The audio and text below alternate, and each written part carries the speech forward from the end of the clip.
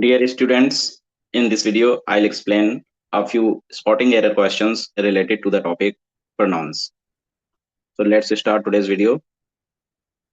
The very first question is, the principal ordered the peon to let the boys and I go in. अब ये जो options दिए गए हैं, इनमें आपको एरर फाइंड करनी है कि किस पार्ट में एरर है, और जो भी एरर है वो प्रोनाउन से रिलेटेड ही है। तो प्रोनाउन क्या होता है, पहले आपको ये पता होना चाहिए। What is the meaning of pronoun? Pronoun is the part of a speech and it is used in place of a noun. तो इसमें प्रोनाउन जो है हमारे कई तरह के प्रोनाउन होते हैं, जैसे रेसिप्रोकल प्रोनाउन है, पर्सनल प्रोनाउन है, डिस्ट्रीब्यूटिव प्रोनाउन है, रिफ्लेक्सिव प्रोनाउन है, एम्फेटिक प्रोनाउन है। उन्हीं से रिलेटेड जो है ना एरर इसमें आएगी और उनको डिस्कस किया जाएगा। तो इस क्वेश्चन में देखते हैं, the principal ordered the peon. देखिए, प्रिंसिपल ने ऑर्डर दिया किसको? पीएन का। To let the boys and I go in. इसमें आप ध्यान रखें कि ये जो लेट वर्ब होती है, इसके बाद ऑब्जेक्टिव प्रोनाउन आता है। जैसे लेट मी गो देयर, मुझको वहां जाने दो। लेट हिम कम इन, उसको अंदर आने दो। Let her solve the query, उसको क्वेरी सोल्व करने दो। तो जो ये लेट वर्ब है, वर्ब के बाद जो है ना ऑब्जेक्टिव प्रोनाउन आता है, ना कि सब्जेक्टिव। लेट के बाद जो प्रोनाउन आएगा वो कैसा आएगा आपका? ऑब्जेक्टिव प्रोनाउन आएगा, ऑब्जेक्टिव प्रोनाउन। अब यहाँ पर ये जो आई लिखा हुआ है ये सब्जेक्टिव है, तो इस आई की जगह पे हम क्या कर देंगे? मी कर देंगे, और सेंटेंस हमारा करेक्ट हो जाएगा। आंसर बनेगा डी। करेक्ट सेंटेंस क्या हो जाएगा? The principal ordered the peon to let the boys and me go in. Let's have a look at another question. She was more garrulous than either of her three sisters. No error. वह अपनी तीनों sisters में से ज्यादा गरुलस थी। गरुलस का मतलब talkative होता है। एक वर्ड भी नया आप सीख लें, गरुलस। गरुलस का मतलब होता है talkative. She was more garrulous than either of her three sisters.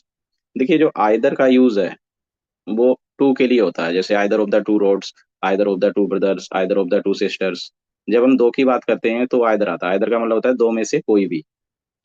और जब हम दो से ज्यादा की बात करते हैं तो आइदर ना लगा करके एनी का यूज किया जाता है।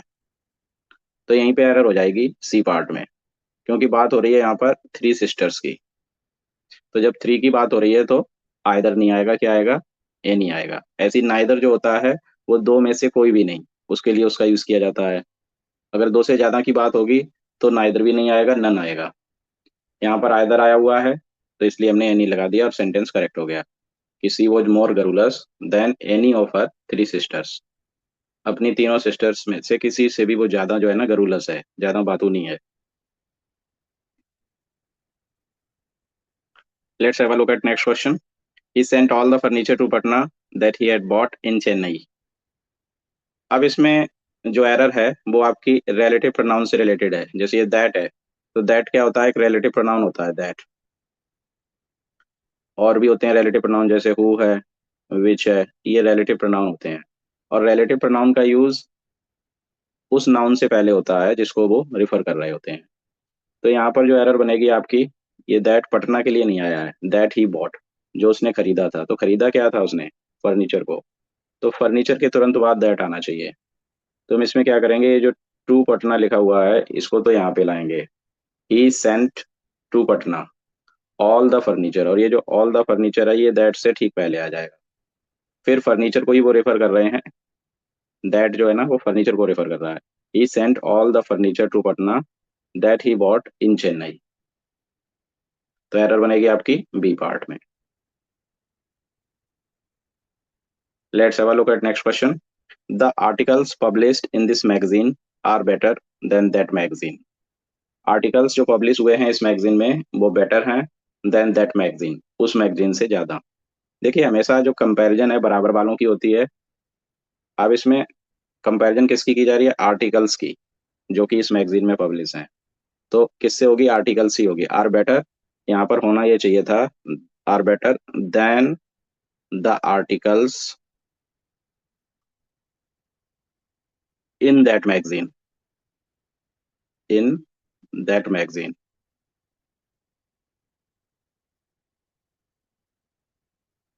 ये होना चाहिए था। तो ये आर्टिकल्स प्लूरल है। जब प्लूरल होता है तो ये हम देन दोज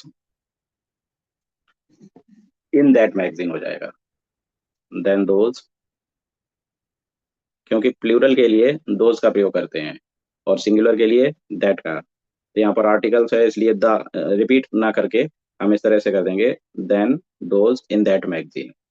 तो जो एरर बनेगी वो बी पार्ट में बनेगी। अभी इसी तरह का एक क्वेश्चन और आएगा, क्योंकि आर्टिकल्स की कंपैरिजन आर्टिकल से होनी है ना कि मैगजीन से। इसी तरह का क्वेश्चन और आएगा अभी आगे। हाँ, जैसे कि ये आ गया है, द होटल्स ऑफ पटना। अब यहाँ पर पटना के होटल की कंपैरिजन की जा रही है, इससे are more luxurious than Muzaffarpur. अब मुजफ्फरपुर से तो इसकी कंपैरिजन होगी नहीं, होटल्स की कंपैरिजन होटल से होगी। तो यहाँ पे होना क्या चाहिए था कि than the hotels of Muzaffarpur, than the hotels of, ये और आना चाहिए था यहाँ पे, देन द होटल्स ऑफ। और द होटल्स है यानी कि ये प्लूरल है, तो हम दोज लगा देते हैं। अगर होटल होता तो दैट आ जाता, सिंगुलर के साथ दैट आता है, क्योंकि बार बार नाउन रिपीट करने की जरूरत नहीं है। नाउन की जगह पे ही हम प्रोनाउन का यूज करते हैं इंग्लिश में। तो डी पार्ट में एरर हो जाएगी, क्योंकि होटल्स की कंपैरिजन होटल से होनी है ना कि सिटी से। तो the hotels of Patna are more luxurious than the hotels of Muzaffarpur. तो ये होना चाहिए या than those of Muzaffarpur. D part में एरर हो जाएगी आपकी। You and myself will enjoy the party to be arranged in honour of the new chief justice. अब देखिए इस क्वेश्चन में जब भी हम सब्जेक्ट की जगह प्रोनाउन को यूज करते हैं तो वहां पर सब्जेक्टिव प्रोनाउन का प्रयोग किया जाता है, सब्जेक्टिव। और ये जिसमें सेल्फ लगा होता है ये सब्जेक्टिव नहीं होता है। स्टार्टिंग में कभी भी ये सेल्फ वाले नहीं आते, जैसे माई सेल्फ, योर सेल्फ, क्योंकि ये रिफ्लेक्सिव या एम्फेटिक होते हैं। तो यहाँ पर क्या हो जाएगा, यू एंड आई, ये माई सेल्फ हटेगा और एरर बनेगी आपकी ए पार्ट में। You and I will enjoy the party to be arranged in honour of the new chief justice. Next question देखते हैं। You say it's your problem, ये यहाँ पे एज प्रिंटिंग एरर है। You say it's your problem but I say it's my also. देखिए हमारे possessive adjective कह सकते हैं हम इनको, जैसे माई मीन्स मेरा, आर मीन्स हमारा, योर मीन्स तुम्हारा, हिज, हर। ये कभी अकेले नहीं आते, इनके साथ में कोई ना कोई नाउन जरूर आएगा। अगर इनका प्रयोग अकेले कर दिया गया है तो वहीं पे एरर क्रिएट हो जाएगी। अकेले आएंगे, जैसे माई नहीं आएगा माइन आ जाएगा, जो पजेसिव प्रोनाउन होता है। आर नहीं आएगा आर्स आ जाएगा, योर नहीं आएगा योर्स आ जाएगा, हर नहीं आएगा हर्स आ जाएगा। तो जैसे यहाँ पे ये माई दिया गया है तो इस माई की जगह माइन हो जाएगा। ये योर प्रॉब्लम जो लिखा हुआ है ये ठीक लिखा है, क्योंकि योर के बाद में एक नाउन आ गया। तो ये जो पजेसिव एडजेक्टिव होते हैं ये कभी भी अकेले नहीं आते, they are always followed by some noun. You say it's your problem but I say it's mine also. तो एरर आपकी डी पार्ट में बन जाएगी। नेक्स्ट क्वेश्चन देखते हैं।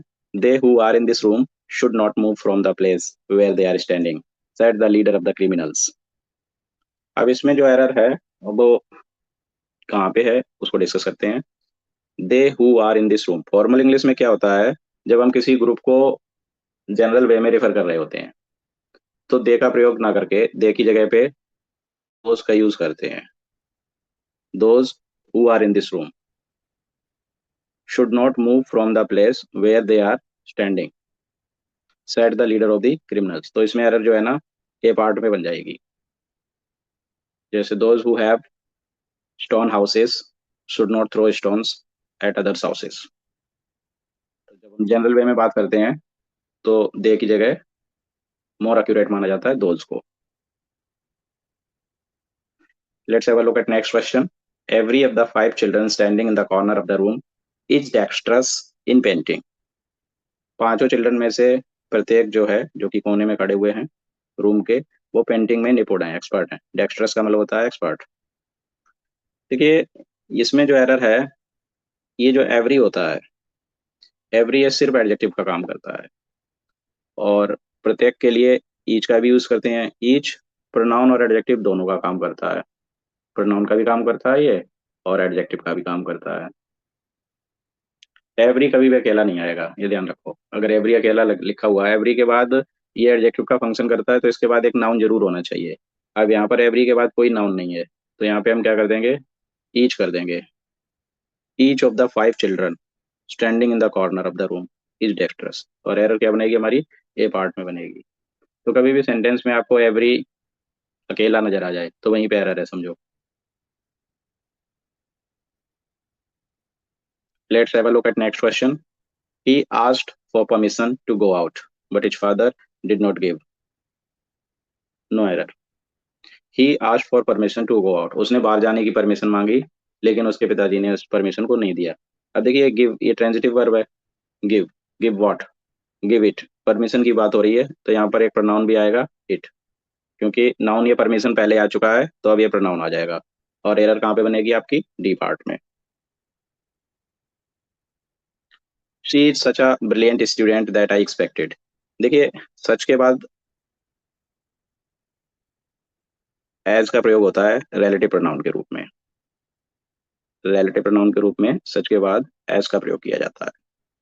She is such a brilliant student, क्योंकि अब इसी को आगे डिस्क्राइब किया जाएगा, जैसा कि मैंने उम्मीद की थी। वह उतनी ही ब्रिलियंट स्टूडेंट है जैसा कि मैंने उम्मीद की थी, as I expected. Such that भी होता है, लेकिन सच दैट कब होता है, जब कॉज और इफेक्ट वाली बात होती है। जैसे it was such appalled, it was such appalled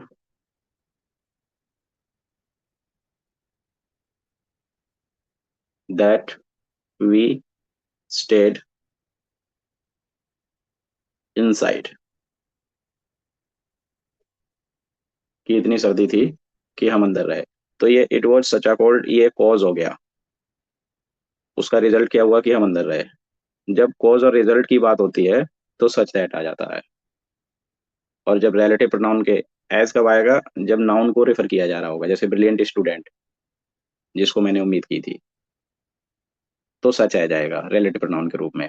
और कॉज और रिजल्ट वाली बात होगी, जैसे सच was her behaviour, such was her behaviour, ऐसा था उसका व्यवहार, ये कारण था। दैट एवरीबडी डिसलाइक्ड हर, कि हर कोई उसको डिसलाइक करता था। That everybody disliked her, such was her behaviour that everybody disliked her. तो ये सच वॉज हर बिहेवियर ये कॉज हो गया, ये कारण हो गया, उसका परिणाम क्या हुआ, दैट एवरीबडी डिसलाइक्ड हिम। तो कॉज और रिजल्ट वाली बात है तो सच दैट आता है। और वैसे ही हम नाउन को आगे रेफर कर रहे होते हैं, जैसे ब्रिलियंट स्टूडेंट के बारे में ही बता रहे हैं, तो उसके बाद एज आता है। So dear students, in this video I discussed some questions related to the topic pronoun, and they are very useful for all exams. Thanks for watching. Please like, share and subscribe. Thank you. Have a nice day.